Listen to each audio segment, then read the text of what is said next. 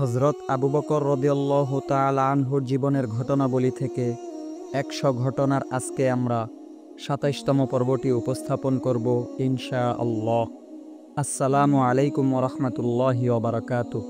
সম্মানিত প্রিয় দর্শক, আমি মোহাম্মদ নাজমুল ইসলাম। আপনারা দেখছেন দিনের দাস্তান। ২৭তম পর্বে আমরা জানব একেই বলে নবী প্রেমের নিদর্শন ঘটনাটি সম্পর্কে। তো স্বাগতম আপনাকে দিনের দাস্তানের আরও একটি নতুন পর্বে। একদিন নবীজি সাল্লাল্লাহু আলাইহি ওয়াসাল্লাম অসুস্থ হয়ে গেলেন।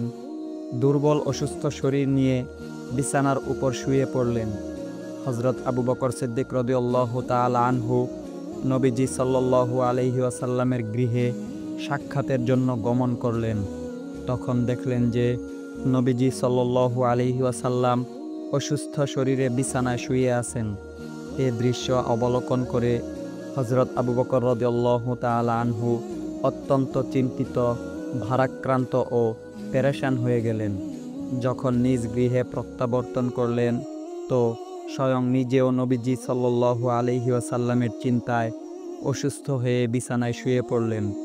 যখন নবীজি সাল্লাল্লাহু আলাইহি ওয়াসাল্লাম সুস্থ হয়ে উঠলেন তখন হযরত আবু বকর রাদিয়াল্লাহু তাআলা আনহু এর সাথে মুলাকাত করার জন্যে তার গৃহে গমন করলেন।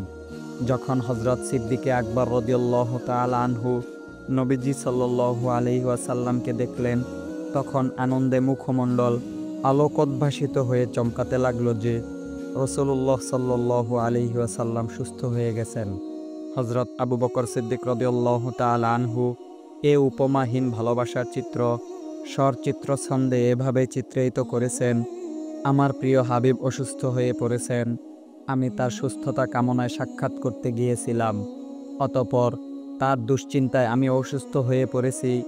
এরপর আমার হাবিব সুস্থতা লাভ করেছেন, তিনি আমার সুস্বাস্থ্য কামনায় আমার সাথে সাক্ষাৎ করতে এসেছেন। তার শুভ দর্শনের ঝলকে আমি সুস্থ হয়ে গিয়েছি।